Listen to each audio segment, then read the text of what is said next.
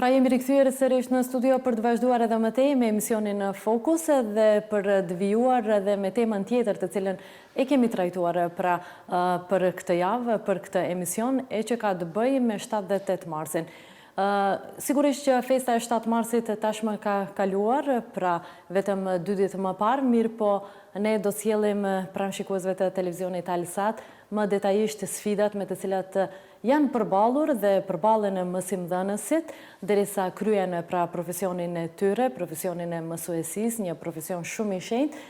Mirë po, me çfarë janë përballur ata deri më tani? Sigurisht që shumë prej tyre kanë punuar edhe në shkolla rurale, pra shumë larg vendbanimit të tyre, dhe gjithë ajo rrugë që kanë bërë për të mbërritur, domethënë deri në ato shkolla ka qenë vërtet një sfidë, domethënë në vete. Mirë po, ata asnjëherë nuk kanë lënë nxënësit pa mësim dhe pavarësisht kushteve, domethënë të motit, janë munduar dhe kanë arritur qëllimin e tyre që të jenë pranë nxënësve për t'u mësuar shkronjat, po edhe gjitha ato njësi mësimore që vinë, domethënë njëra pas tjetrës, varësisht domethënë në cilën klas janë nxënësit. Pra pa humbur kohë, sjellim kronikën në vazhdim dhe besoj se do të mbeteni të kënaqur. 7 marsi, dita e mësuesit, edhe këtë vit i gjenë mësimdhënësit jo shumë të kënaqur kur bëhet fjale për statusin e tyre dhe vlerësimin e që u bëhet. Pavarësisht të sakrificës edhe sfidave që përballen, mësimdhënësit e vlerësojnë se kanë pagat më të ulta kundrejt të pagave në institucionet e tjera. Teuta Haskaj Vojnika tashmë 23 vjet kryen në profesionin e mësuesisë, ndërsa për momentin ligjëron në shkollën fillore 25 Maj në Hasanbek të komunës së Gazibabës. Në një intervistë për emisionin në Fokus, ajo tha se pagat e ulta dhe humbja e respektit ndaj këtij profesioni të shenjtë ka bërë që shumë të rinj të mos shprehin interesim për të bërë mësues në të ardhmen. Gjithashtu, zonja Haskaj Vojnika rrefen me kënaqësi rrugëtimin e saj në këtë profesion. Do të filloj me atë të kujtohemi pak vite, domethënë, ose vitet e para kur për herë të parë morë ditarin dhe u paraqitet para nxënësve. Ju kujtohet si sot kur ishte ajo?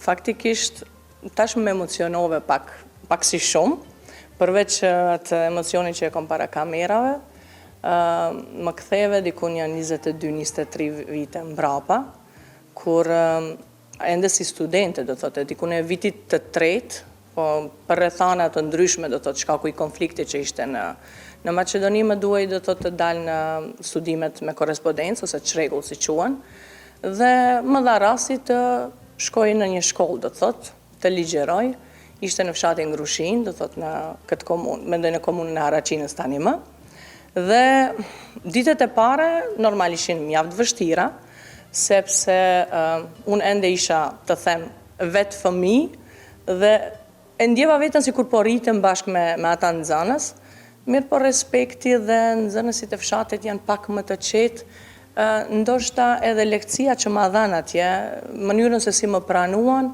e bëri që unë ndoshta edhe dal nga dal do të thotë ta merr një profesioni pak më seriozisht, edhe të vendosnja të mbetem këtu si jam. Ndërsa sa i përket ditarit, është një gjë që sot na mungon shumë, sepse vetë prania e ditarit në dorë e bën pak arsimtarin, profesorin, pak më serioz, edhe nxënësit të kuptojnë pak më ndryshe, mënyra kur ulesh t'i shënojsh do thot orët, apo t'i shënojsh mungesat e nxënësve, po ndoshta pse jo edhe ndonjë vërejtje, ndryshe ka qenë serioziteti, ndërsa tani ajo na mungon mjaft. I kemi tani administrata është strëngarkuar me dokumente tjera, ndërsa ditari na mungon. Po emocionet ende janë dhe me shumë elan dhe me shumë entuziazëm vazhdojmë dhe besojmë se kështu do të vazhdojmë deri në fund të këtij profesionit. Për sa kohë ishte në fshatin Grushin dhe si rrjedhe, domethënë, pastaj? Po, në fshatin Grushin kam punuar 13 vite. Mirë po fondi nuk ishte i plot i orëve të mia, sepse unë jam, do të thotë, mësuese e gjuhës gjermane, kështu që duheshte të bëj transfer në një nga shkollat më të mëdha këtu në afërsi, do të thotë, për momentin ku jemi, do të thotë, në shkollën fillore 25 Maj, dhe të them drejtën, po të kisha ardhur këtu për herë të parë, ndoshta isha tërheq, do të thotë, nga profesioni, sepse shkollat e mëdha kanë pak më tepër, kanë vështirësitë e tyre, kanë sfidat e tyre që duhet të i kalohen, nxënësit janë në numër më të madh dhe është mirë që çdo student apo çdo mësimdhënës i ri njerë ta provoj veten në shkollat më të vogla, rurale, ku mund ta praktikoj, ta bëj praktikën. Kjo do të kishte qenë këshilla ime. Përveç si mësuese, unë kam përshtypjen se ju atëherë keni qenë edhe një shembull, ndoshta një femre, një gruaje, se nuk duhet domethënë të ndalet, po duhet vazhdoj shkollimin, duhet të arrijë domethënë të realizojë ëndrat e saj. Sa ju ndikua domethënë ato rrethana? Do të thotë në kohën kur unë shkova atje, ishin vetëm dhe 2 mësuese tjera, të cilat sot asaj ditë do njëra ende do të thotë punon atje, i përshëndes që të dyja koleget. Atëherë vajzat nuk shkonin do të thotë në shkollë të mesme. Në atë kohë erdhi edhe ligji do të thotë për mësim të mesëm, të arsim të mesëm të obliguar. Dhe unë isha si të them, isha aty i pash vajzat e para që filluan të shkojnë në shkollimin e mesëm, dhe disa prej atyre tash edhe veç më gjinde në pozita mjaft të larta, do të thotë për institucione, kemi në për spitale apo në për ministri, shpesh i takoj, vinë na vizitojnë, apo i kur i shoh rrugës, normal ato fizikisht kanë ndryshuar mjaft shumë, po mu më thonë se ti e njëjta. Kështu që jam shumë e lumtur edhe profesionin që e kam nuk e kisha ndryshuar për asgjë. Do të thotë është mjaft human dhe ja vlen. Kanë kalu shumë vite që prej momentit parë, domethënë që jeni kyçe në profesionin e mësuesisë, e deri më sot përveç ditarit që mungon çfarë ka ndryshuar. Jemi domethënë dëshmitar të shumë gjërave që rrodhen një pas një. Po, të shumë gjërave. Tani për shembull më herët, unë po flas edhe unë si nxënëse, po edhe e mbrita edhe unë do të arrita atë lloj sistemit të arsimit. Mësuesi dijej si është me një shkumës në dorë, një tabelë të zezë, librin dhe aq të thotë. Normal, respekt ishte më i madh atëherë, frika ishte më e madhe nga nxënësit, arsimtari ishte, do të thotë, të themi zoti i orës së tij. Tani pak ajo demokracia, pak fëmijët janë pak më të llastuar dhe ndoshta pak edhe prindërit aty luajnë rol. Mirë po me kohë ka ndryshuar shumë gjëra. Filloi tani më e shohim se edhe ministria, shteti ndikon në shumë shkolla, janë digitalizuar. Shembull si shkolla jon tani për momentin do thotë i ka gjitha kushtet evropiane, edhe disa shkolla tjera. Unë veç më kur dola këtu, them drejtën, Grushinën veç më e lash me projektor, e lash me smart tabela, edhe atje është punuar mjaft, shkolle vogël, po me kushte shumë të mira, dhe këtu do të thotë, kur erdha gjithashtu veç më kishte filluar të punohet në atë drejtim, shumica e shkollave veç më kanë kushte shumë të mira, me çdo, do të thotë, me projektor, me smart tabel, me laptop, ose kompjuter për shembull, por fatkeqësisht ka edhe shkolla ku ende, do të thotë, është mësimi shumë vështirë të mbahet, përveç mos të flasim për renovime për gjëra, kushte do të thotë bazike nuk ka. Mungesë për momentin janë librat, sidomos për gjuhë huaj, unë tash flas për lëndën time, sepse veç më lëndët tjera kanë filluar të furnizohen. Unë punoj me një libër të para 13 viteve. Do thotë, nuk e di çfarë është shkaku pse nuk ka libra të gjuhëve të huaja, edhe pse tani veç më është premtuar dhe shpresojmë të realizohet ajo gjë. Sfida më e madhe që unë e kam përjetu, se unë them, unë jam e asaj gjeneratës së vjetër, edhe tash jam të e përjetu gjeneratën e re, sfida që kishim me Covidin.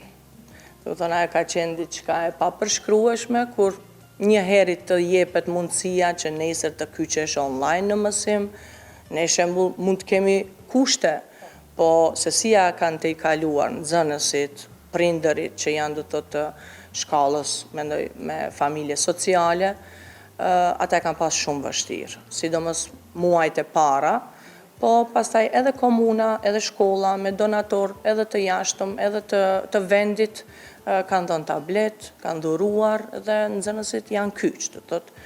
Ja kemi dalë disi edhe shpresoj që mos të sfidohemi më me të tilla mendoj raste. A mund thuhet se në atë periudhë, do të thonë, mjaft humbën nga procesi mësimor, do të thonë nga një mësim cilësor, do të nuk e arritën atë që u desht fëmijët. Duke marrë parasysh mësimin. Unë ndoshta ndonjëherë edhe kundërshtohem edhe me kolegët, them se në orë kyçeshin nxënësit që janë të kyçur edhe në klasë. ata që nuk kanë interes për mësim, ata që zakonisht do të thotë e prishin disiplinën e klasës ose diçka, nuk kyqeshin. Dhe kështu që unë mund të them se personalisht se i kam qenë rregullt, edhe pse edhe kisha, do të thotë e kalova, mendoj, virusin, kyqesha rregullisht, edhe më kyqeshin nxënësit që kishin interes për mësim, po. Tash nuk e di, ndoshta dikush do të më kritikon, po jemi të gatshëm edhe për kritika, nuk është problem. Kjo është mendimi im. Ju pak më pare përmendet do të thënë mungesën e librave në gjuhët e huaja.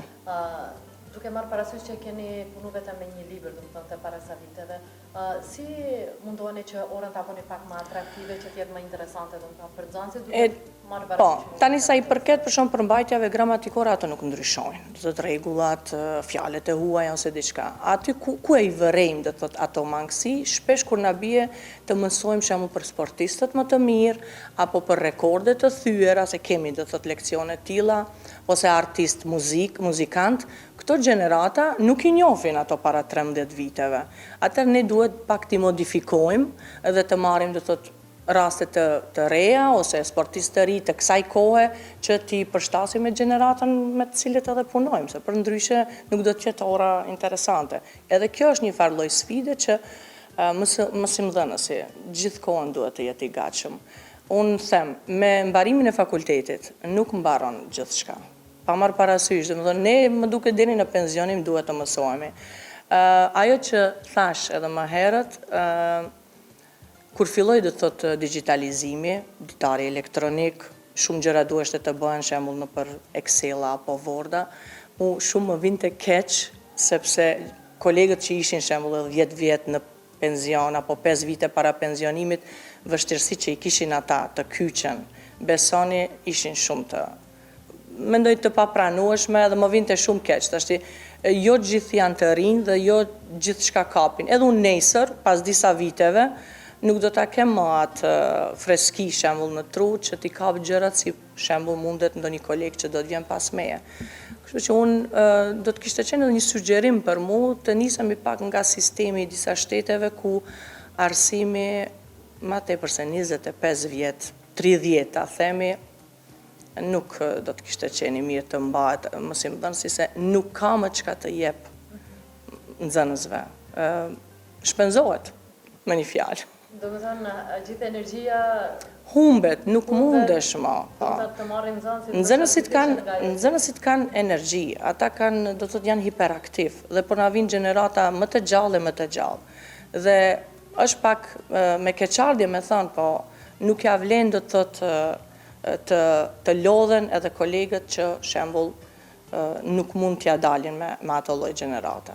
Këtu pikërisht ishte edhe këtë pyetje ta bëj, domethënë prej fillimit që jeni në arktime deri më tash çfarë po vëreni të nxënësit? Një ndryshim drastik? Shumë. Ndryshim do të thotë shumë i madh, më duket edhe virusi e ka bërë edhe këtë gjë, se pas pandemisë me të vërtet po na vinë edhe gjenerata pak më hiperaktiv, po une do të kisha pas në një porosi pak deri te prindërit, pak më tepër të flasin me ta, të punojnë, se disa gjëra që nuk guxojnë t'i bëjnë në shtëpi, duhet ta dinë se edhe shkolla është shtëpia e tyre e dytë. Do të thotë respektin që presin ata si prindër, besoni se e presim edhe ne, se një mësimdhënës edhe respektin normal e fiton derisa është do të thotë i rregullt, është principiell, mundohet me gjithë shka ta bën orën edhe më interesante, sepse këta breza të ri presin do të thotë nga ne. Edhe unë mendoj se mësuesia është profesioni më human, sepse kot mund të bësh gjithë shka, po pa kaluar nga mësuesi, kot e ke. Këtu po ndërlidhe me pyetjen tjetër, mësuesi vazhdon ta ketë atë respektin që kishte dikur, apo duke se është zbehur? Thash, do thotë, mësuesi e ka respektin deri diku, mirë po prapë se prapë ka të bënë mjaft me, unë them me edukatën familjare, sepse kemi nxënës shumë të mirë, të cilët me të vërtet na respektojnë, na dojnë, punojnë, do thotë nuk i refuzojnë detyrat se ne kemi aktivitete dhe jashtë mësimore, dhe ata që e dinë rëndësinë e mësimit, rëndësinë e shkollës, ata vazhdojnë dhe na respektojnë. Mirë po unë prapë them se kjo vjen nga edukata shtëpiake. Ne edukatën nuk mund t'u japim fëmijëve, ne mund t'u japim rendin, mësimin, se si të vazhdojnë jetën më tutje, mendoj si të përballojnë sfidat e ndryshme që mund t'i vinë në jetë, mirë po prap, ajo që deri në moshën 6-7 vjeçare arrihet, është ajo që duhet të sjellet në shtëpi. Si e vlerësoni domethënë atë humbjen e interesit tek të rinjtë për të punuar në të ardhmen si mësimdhënës? Pse domethënë shumë pak domethënë të rinj, varësisht drejtimeve ku orientohen në fakultetet të caktuara, nuk e shohin të arsyeshme që nesër të jenë para nxënësve? Pethem me keqardhje, ky profesion mjaft human është me pagat më të ulta. Edhe unë mendoj se të rinjt për këtë shkak edhe nuk e zgjedhin shumë këtë profesion, sepse shohin se ka do të profesione ku zakonisht biznese të ndryshme, apo tani shembull me gjuhë të huaja mund të kyqen në këto online mendoj platformat që japin do të thotë paga më të larta dhe shohin thjesht me një fjalë ku është paga më e lartë aty të kalohen. Mirë po unë prapë ju kisha bë edhe një apel kështu se kemi deficit të shumë profesioneve, si për shembull asnjë nxënës deri më tani nuk kam dëgjuar të thotë do të studioj matematikën, se e din se duhet të lodhet mjaft, të shpenzon do të thotë mund, a në fund do të përfundon në një shkollë do të thotë me pagën tonë që e kemi. Mirë po prap, nga dëshira shpresojmë se edhe me ato profesione do të kemi fizikant, kimist, këto janë do të thotë profesione që me të vërtet na duhen. Edhe unë shpresoj se do të ndryshon pak sistemi jonë dhe jo gjithçka është paga, është pak edhe humanizmi dhe dëshira për të punuar. Unë me shumë dëshire bëj këtë gjë. Atëherë për në fund, çfarë ju ka mbajtur, domethënë, ose çfarë ju mbane që me shumë kënaqësi ta bëni këtë profesion? Ndoshta edhe jam si tip, nuk e di, ndrimi i profesioneve nuk do të kishte qenë, do të thotë ajo që do të kisha zgjedh unë, e kam gjetë vetën, thash, ndoshta edhe pse punën e kam bërë në faza, kam filluar prej lehtësimit, duke u pjekur në profesion, duke shkuar do të thotë në faza më të vështira, sepse të menaxhosh do të thotë të punojsh në një shkollë me 1700 nxënës, nuk është edhe shumë e lehtë, dhe do të munduemi deri në fund kështu. Shpresoj shëndetit na mbaj, mendja dhe durimi. Durimi është më e rëndësishmja.